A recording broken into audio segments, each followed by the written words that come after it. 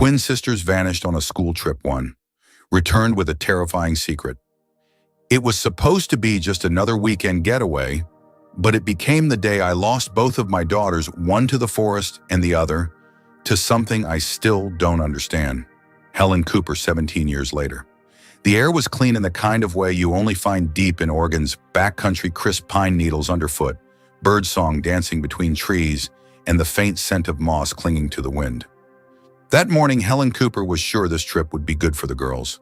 Emma and Ella were inseparable 10-year-old identical twins with wild imagination, matching freckles, and a habit of finishing each other's sentences.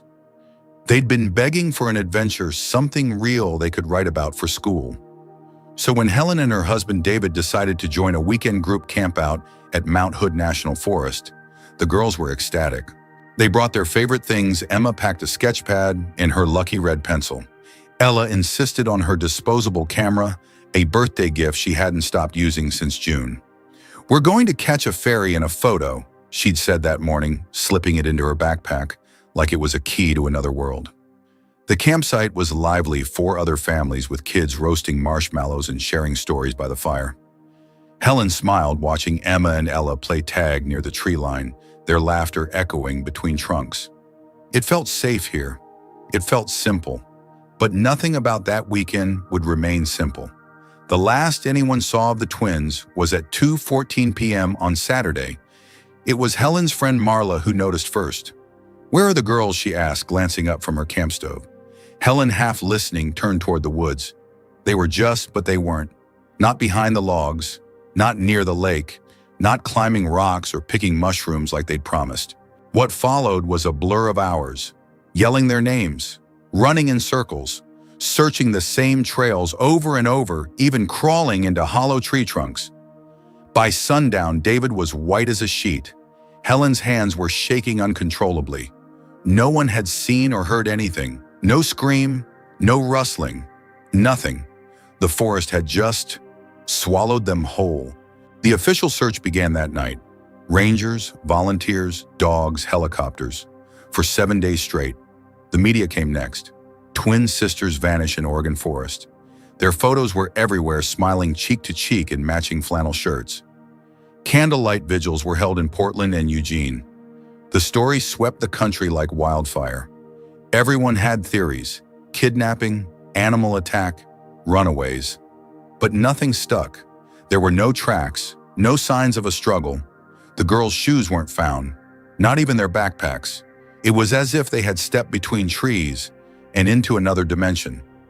A month later, the official search ended, and just like that, the world moved on. But Helen didn't. 17 years later, the Cooper house felt like a museum. Still quiet, a home paused in time. Helen now lived alone. David had moved out 3 years after the disappearance. "I can't live inside a ghost," he said. She didn't blame him. He never spoke of the girls again. Noah, their eldest, had grown distant. He was 16 when it happened, and guilt had aged him fast. He rarely visited. He never spoke of that day. But Helen. She spoke to them every night, lit a candle by their photos, whispered into the dark, "Come home, baby girls. Just come home." One cold Thursday in October, an envelope arrived in her mailbox. No return address, no stamp. Inside was a single photo, grainy, tinted a soft sepia. 2 little girls stood in the middle of a forest clearing, holding hands, wearing the same clothes Emma and Ella had on the day they vanished. But what made Helen drop the photo was the figure behind them, blurry but unmistakable, a third child.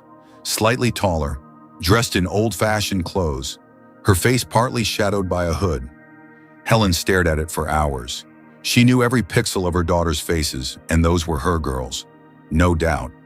But they hadn't taken this picture, and that forest, it wasn't familiar. Worse, there were no fingerprints on the envelope, not even Helen's. Police said it was probably an old prank. Someone looking to stir up pain, they offered casually, but Helen wasn't convinced. The camera Ella had used, it had never been found. That night, Helen opened the old chest in the attic, the one she hadn't touched in over a decade. Inside were the twins' drawings, a pink shoelace, and one of Emma's half-filled sketch pads. She flipped through it, hands trembling. Fairies, castles, forest creatures. And then on the last page, a crude drawing done in red pencil. Two girls standing beside a tree, and behind the tree, a shadow with no face. Helen's heart slammed in her chest. Flashback, 2006. Earlier that same morning before the girls vanished, Ella had taken a picture of Helen. She was standing by the tent, hair still wet from washing in the lake. Ella had said, "Smile, Mom. You look like the queen of the forest." Helen never saw that photo because Ella never returned with the camera. Now she wondered, what else had that camera seen? The next morning, Helen drove to Mount Hood alone. She hadn't returned in over 15 years. The forest felt different, older, watching. She walked the trails until her legs burned, retracing steps burned into her bones. And then, just as the sky dimmed, she saw it, a strip of bark torn from a tree, and on the trunk barely visible unless you were inches away.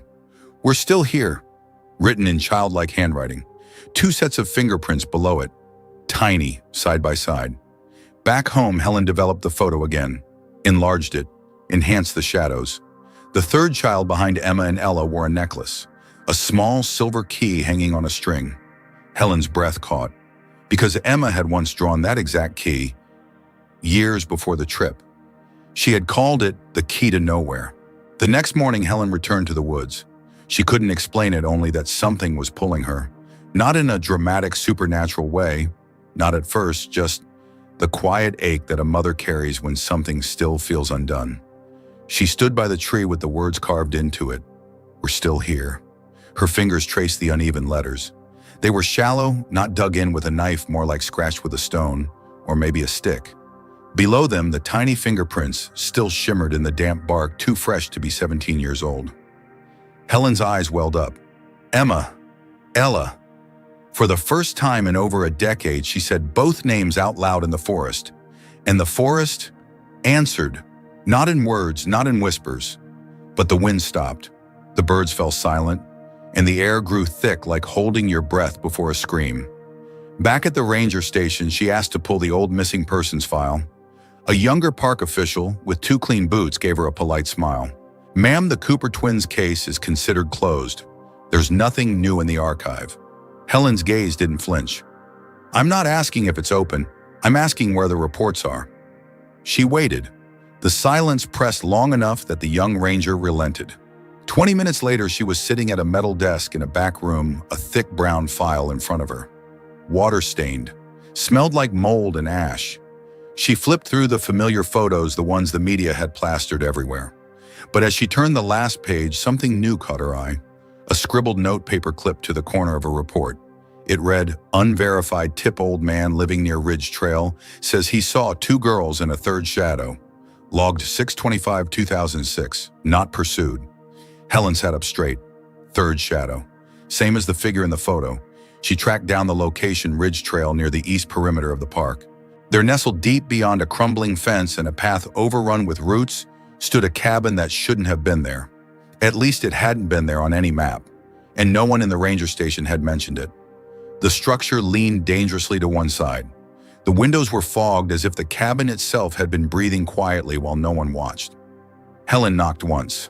Nothing. She pushed the door open. It creaked like something protesting from another era. Inside, the smell of damp wood and dust clung to her skin. But what caught her attention first was the wall covered in photos. Old faded Polaroids, some torn, some moldy, but many featured children. Some smiling, some wide-eyed, some blurred mid-motion. None of them labeled, and several of them wearing clothes from different decades. Helen's heart pounded as she moved closer. And there, between a picture of a boy with a slingshot and a girl in pigtails, was a photo she'd never seen. Emma and Ella, standing in front of a tree, looking directly at the camera, and behind them again, that same hooded child, still faceless, still watching. Suddenly, a floorboard creaked upstairs. Helen froze. Was someone still living here?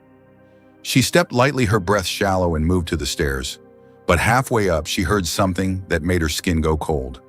Humming, a child's tune, soft, off-key. "Ring around the rosy." Helen backed away. She didn't run, not yet. She snapped a photo of the wall and left the cabin the way she came, locking eyes with every tree, as if one of them might blink back. That night, Helen showed the photo wall to Noah over dinner. He hadn't visited in months. She hadn't even told him she was back at the forest. But something in her voice cracked, urgent, brought him home.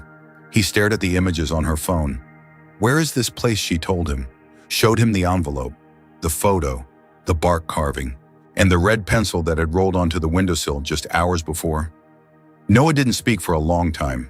Finally, he whispered, "There's something I never told you." Helen looked up sharply. Noah swallowed. "The night the girls disappeared, I lied. I wasn't at the lake with Dad. I followed them." Helen's blood ran cold. "I wanted to scare them," he admitted. "Just jump out, mess with them like a big brother does. But when I got to the ridge, they weren't there. I swear." I heard laughter. But it was off, like it echoed before the sound happened. Then it just stopped. Helen's eyes filled. "Why didn't you ever say anything?" "Because when I went back to tell you, you were already crying. And I was just a scared kid. I didn't want to make it worse." The next day, mother and son returned to the cabin. But it was gone, not burned, not collapsed. Gone as if it had never been there. No footprints, no clearing, just forest. Where the foundation had been, they found something else instead. A single item left on the moss-covered ground. A necklace. Tiny, silver, with a charm shaped like a key. Helen gasped. "It's the same one," she whispered. Emma had drawn that key in her sketchbook 2 weeks before the trip. She called it the key to nowhere. Back home, Helen did something she hadn't dared in years. She pulled out Ella's old recordings, bedtime songs, laughter, little diary entries on a toy cassette player. Most were crackly innocent, until the last one. The tape clicked, then played static, then silence, then Ella's voice.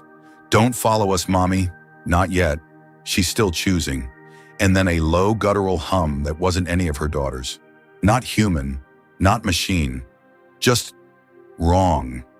Helen turned the player off, but the hum continued, coming from the fireplace. That night, Helen couldn't sleep. She dreamed of a clearing in the woods. The trees were twisted into arches like doorways, and there, standing between two of them, were Emma and Ella. They looked exactly the same as the day they vanished, but their eyes were older, wiser. Emma turned her head and said something, but no sound came out. Ella stayed silent. Between them stood a shadow draped in pale gray.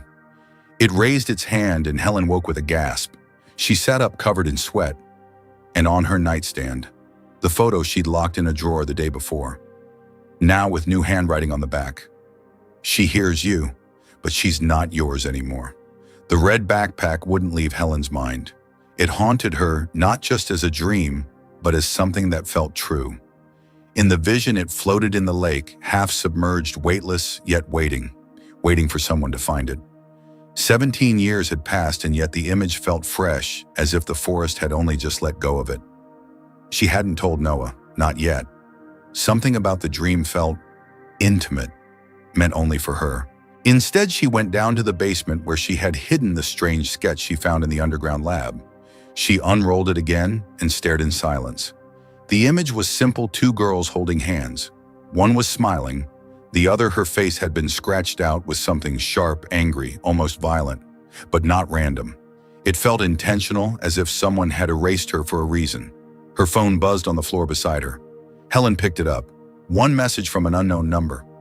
"You're not the first to lose twins to that forest. Meet me at the old train station. Noon. Come alone." She stared at the words, pulse tightening. The phrasing, "lose twins to that forest," echoed what she'd read in the burned journal. Whoever this was, they knew something. Maybe too much. Helen left before she could talk herself out of it. The abandoned train station looked like it had been carved from the last breath of a forgotten decade. The walls, once painted cream and gold, were now streaked with mildew. Shattered glass crunched under Helen's boots as she stepped inside. Light filtered through the broken roof, casting long beams of dust across the floor. Then she heard footsteps behind her. She turned.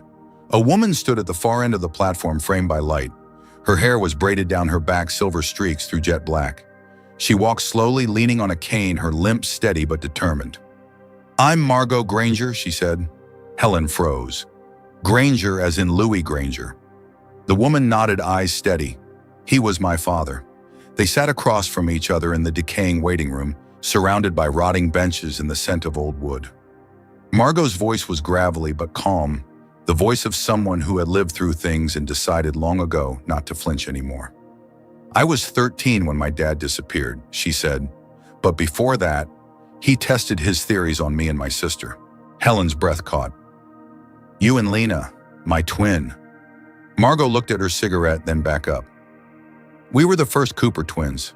Our mother's maiden name was Cooper. He used it in the files to hide us. Helen leaned in, feeling her heart drum harder. What was he trying to do? He believed twins had more than just genetics in common, Margot said.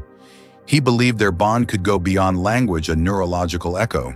That under extreme emotional pressure, the bond could open. Not physically, but psychologically, spiritually maybe.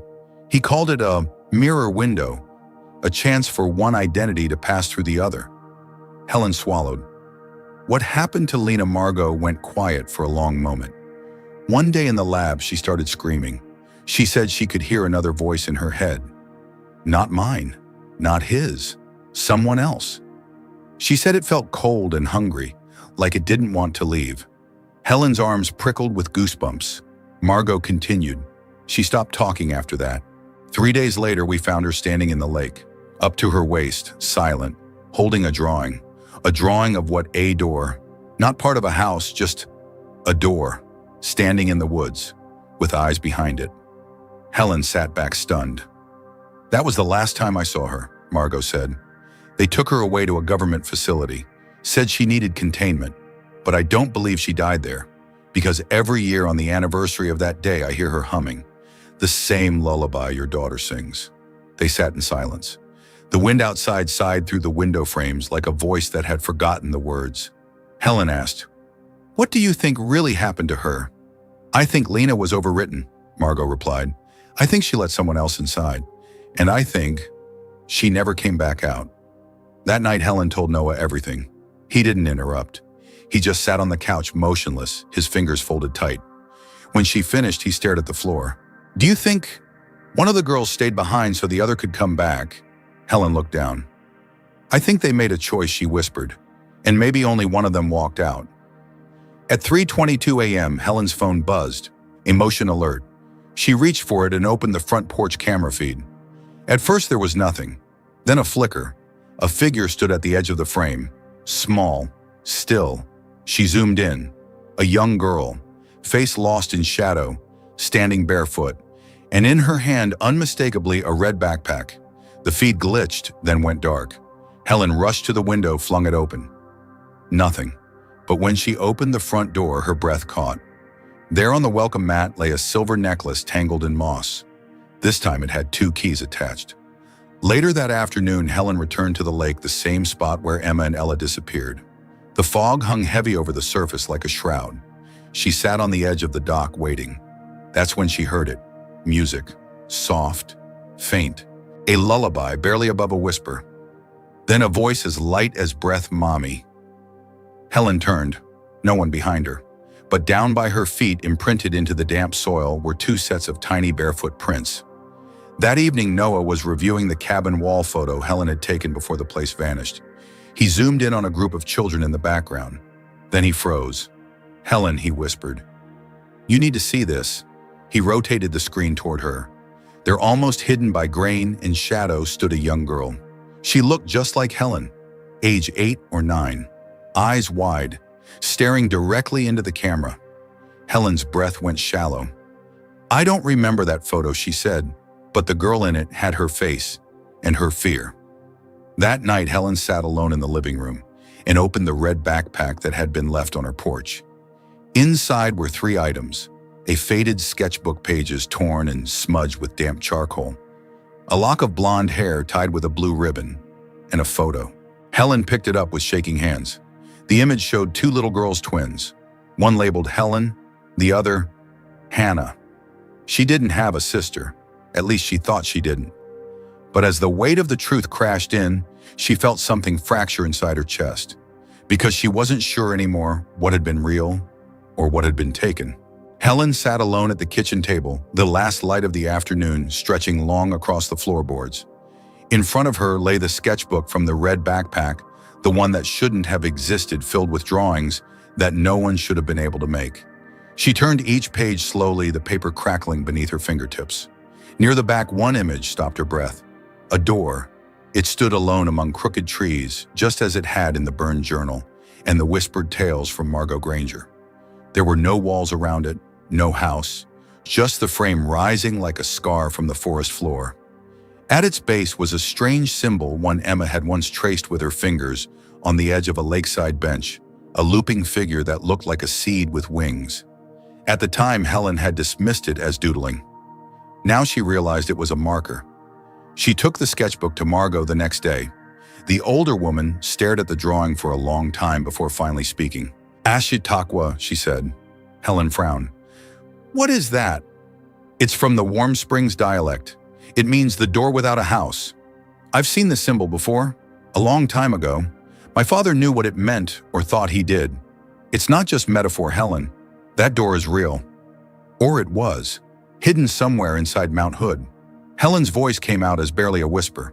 Where Margot looked up, eyes shadowed, past the second ridge south of the old ranger station. "Follow the stream until the birch trees bend east. If you find the standing stone, you'll know." She didn't explain what she meant by "you'll know," but Helen didn't ask. That night the sky hung low and gray as Helen parked her car on the edge of the forest.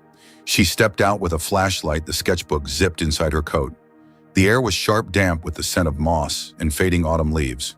She followed the creek just as Margot said, winding deeper into territory that no map bothered to name. The forest shifted after 2 miles. The trees thinned. Their trunks grew blacker, their branches narrower like fingers gripping at the air. The silence was unnerving. No birdsong, no wind, just the crunch of her boots against old needles and soft dirt. Then she saw it, the symbol, carved into a stone marker standing half buried in the earth. The same curved wing shape from Emma's drawing etched deep into its surface. Below it, a trail almost hidden by brush curved into the woods like a beckoning hand. Helen followed it. The path ended at the foot of a cliff. It loomed above her, slick with rain, and ancient moss marked with carvings she didn't recognize. Twin shapes, spirals, eyes, stars.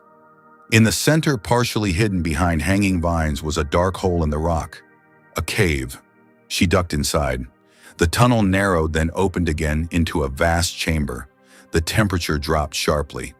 Dust blanketed everything, the floor, the walls, even the air. Her flashlight caught something on the ground and she froze. Footprints, child-sized.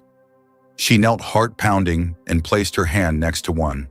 The edges were sharp, untouched by time or water. These hadn't been here long. They led deeper. She followed them. The passage curved gently, ending at a stone wall so smooth it looked almost unnatural. Then her light fell across it, and her breath caught.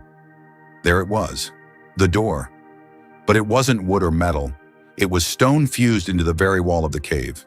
It had no knob, no seams, no hinges, only hundreds of fine swirling lines carved into its face like rivers on a map, like veins under skin. In the center, the twin symbol, the seed, the wings. Helen stepped closer. The air pulsed faintly around it. Her skin tingled. The hair on her arms lifted. To the right of the symbol, she saw something else. A handprint. Small, clear, Emma's size. She hesitated, then raised her own hand, placing it over the print.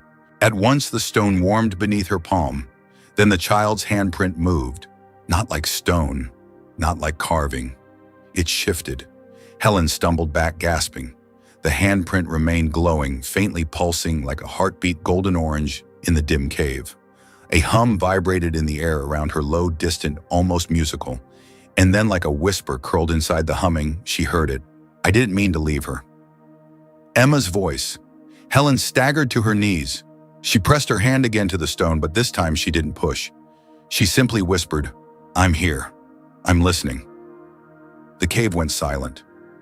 Then, another handprint appeared, smaller, fainter, then another, and another. Dozens of tiny handprints spread across the stone wall like fireflies pressed in glass, some reaching outward, some still, some moving as if they were scratching. Behind the stone, the humming grew louder, the low echo of children's voices. Singing. Helen turned to run. As she neared the mouth of the cave, something made her glance back over her shoulder. All the handprints were gone, all except one, larger than the rest, adult-sized, still glowing. And now, it was pressing from the inside. Helen didn't speak on the drive home. The glowing handprint, the voices behind the door, the way the stone had pulsed beneath her touch, as if recognizing her not as an intruder, but as something once lost and now returned. She had no answers, only a gut-deep knowing that what she'd found inside that cave had changed everything. The moment she stepped back into the house, she felt it. Something had shifted, not visibly, but in the weight of the silence, in the way the walls seemed to hum with waiting. And there, sitting cross-legged on the rug in the living room, was Emma, her Emma, drawing quietly, just as she always did. But the longer Helen stood in the doorway, the less certain she became. Emma didn't look up when Helen entered. She didn't ask where she'd been or why her mother smelled like wet earth and pine bark. She just kept sketching in long, careful strokes, as though the image already existed beneath the paper, and she was only uncovering it. Helen sat across from her, gently placing the sketchbook on the coffee table between them. Her voice came out softer than she expected. "I found the door." Emma's pencil paused. For a second, Helen thought she might speak, but she didn't. She only turned a page and kept drawing. Helen opened the sketchbook she'd brought back from the cave, the one she'd found inside the red backpack that had appeared out of nowhere. She flipped to the last page. "This is it, isn't it?" she said. "The cave, the markings, the door." Emma finally looked up. Her eyes didn't flash with fear or surprise. They simply met her mother's gaze with a calm, unreadable steadiness. "Not all of me," she said. Helen's mouth went dry. "What do you mean?" Emma's voice was quiet, almost peaceful. "I remember what happened, but I don't remember it as me." Helen's heart beat harder. "Then who do you remember it as?" There was a long pause. Emma tilted her head toward the window. Her reflection stared back in the glass. Small, still the outline of a girl who looked perfectly normal. "I remember it as her," she whispered. Helen felt a sharp coldness slice through her chest. She leaned forward, her voice trembling. "Do you remember Ella?" Emma nodded slowly. She was scared when the light came. It didn't look like anything, but we felt it. It was like something inside us started stretching, like it was going to break. She touched the center of her forehead with her index finger. We tried to hold on to each other, but something got in between, something heavy. Helen swallowed hard. Did she let go? Emma's eyes softened, not with sadness, but with memory. She didn't want to, but she had to. That night, Helen climbed into the attic and found the old storage bin she hadn't opened in 17 years. Inside were boxes of forgotten childhood, crayon drawings, a plastic doll with one arm missing, a single red shoelace from Emma's favorite sneakers. She carried the items downstairs and laid them gently in front of her daughter. One by one, she held them up. "Do you remember this?" she asked. Emma picked up the shoelace and rolled it between her fingers. She didn't smile. She didn't cry. Her expression was something stranger, something like nostalgia, but not her own. "I remember watching her play with that," she said. Helen's throat tightened, watching who Emma blinked as if surprised by the question. "Emma." Helen sat still for a long time after that. 3 days later, the hospital called. She had sent in Emma's DNA for verification, still clinging to the faint hope that this was all just in her head, that trauma or time or something scientific could explain it all. The results were conclusive. Emma was her daughter, genetically perfect, an identical match to the DNA on file from before the disappearance. But Helen didn't feel relief, not even close, because science couldn't explain the feeling that kept crawling beneath her skin every time she looked into Emma's eyes, that somehow the girl sitting in front of her was a mirror, reflecting something from the wrong side. That night, Noah came home. Helen hadn't told him everything. She didn't need to. Emma sat between them at the kitchen table, quiet and polite. When Noah asked about the swing in the backyard, she nodded. When he brought up their old goldfish, President Bubbles, Emma tilted her head and said, "He died before I ever met him." Noah laughed, thinking she was joking, but Helen saw the flicker in his eyes when he looked at her later. He wasn't laughing anymore. It was after midnight when Helen woke to a sound she hadn't heard since the day before her daughters vanished. Humming, soft, unsteady. A child's voice floating through the Helen hallway like a ghost. She stepped into the corridor barefoot, her pulse loud in her ears. The door to Emma's room was open just a crack. The humming continued now, mixed with the sound of pencil on paper scratching in rhythmic, controlled strokes. Helen pushed the door open. Emma stood by the window, eyes closed, one hand pressed against the glass. Her other hand moved slowly over her sketchpad, tracing lines without looking. "Sweetheart," Helen whispered. Emma opened her eyes and turned her head, but there was something wrong. Not in her expression, not even in her words, but in her gaze. It passed through Helen like she wasn't really there, like Emma was looking past her into something else. "She's still there," she said. Helen swallowed.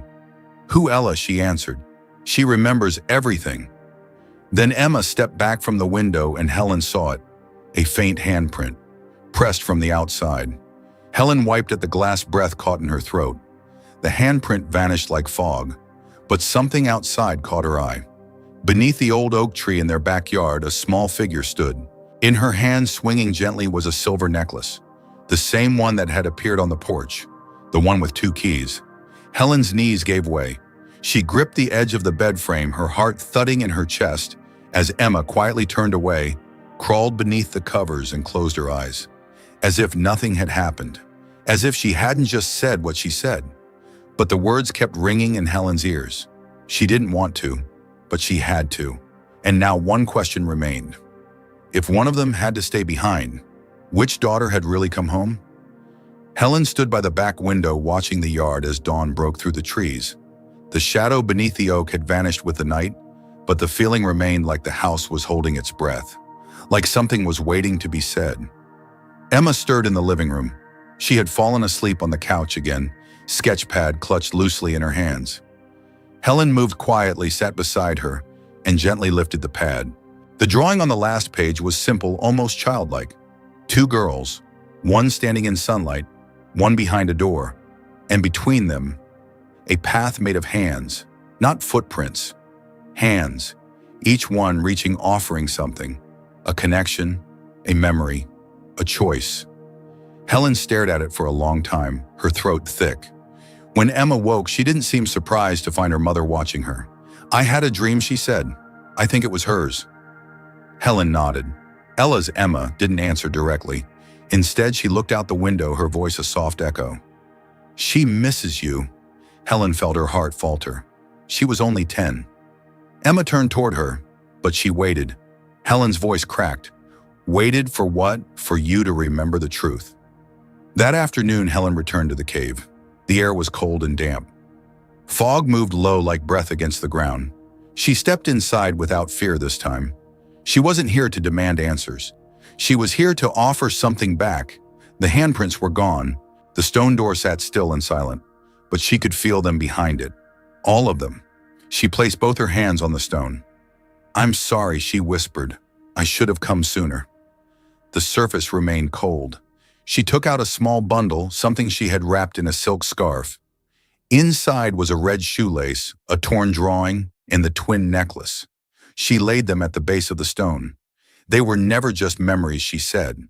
They were pieces of her. "And now I'm giving them back." For a moment, nothing happened. Then the stone pulsed once like a sigh, and slowly the wall began to glow. Not bright, not frightening, but warm.